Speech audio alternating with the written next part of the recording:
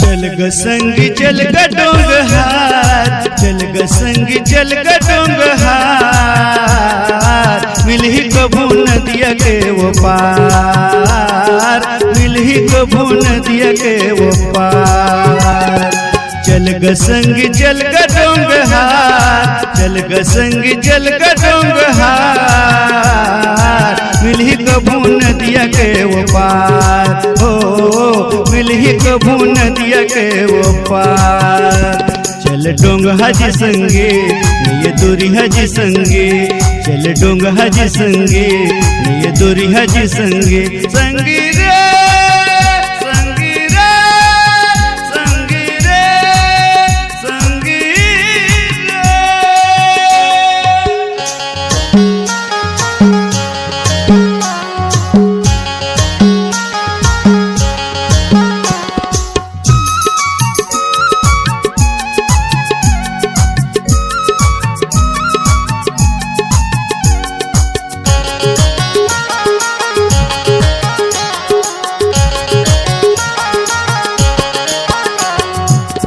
मन भर दौड़े करम भर पाए, तब भोले संगी हरि नाम ने तो गाए। 9-10 महीना के अंतर मायाए, भूया माया के तय माया माँ भुलाए। मन भर दौड़े करम भर पाए, तब भोले संगी हरि नाम ने तो गाए। 9-10 महीना के अंतर मायाए, भूया माया के माया माँ भुलाए। जिंदगी के कर ले बेड़ा पार, जिंदगी के कर ले बेड़ा पार, बेड़ा पार बेड़ा पार, मिलही कभू नदिया के वो पार, मिलही कभू नदिया के वो पार। चल ग संग चल ग डोंग हार, चल ग संग चल ग डोंग हार, मिलही कभू नदिया के वो पार, मिलही कभू नदिया के वो पार।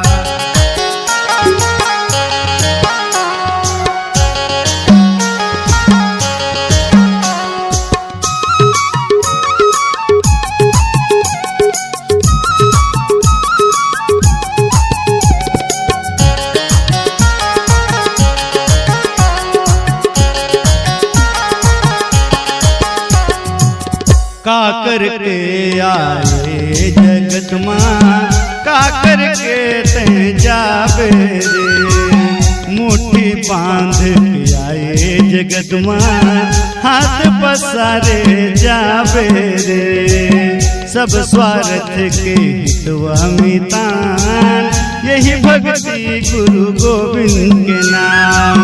का करके आए जगत माँ, का करके ते जाबे रे, मुट्ठी बांध के आए जगत माँ, हाथ पसारे जाबे रे।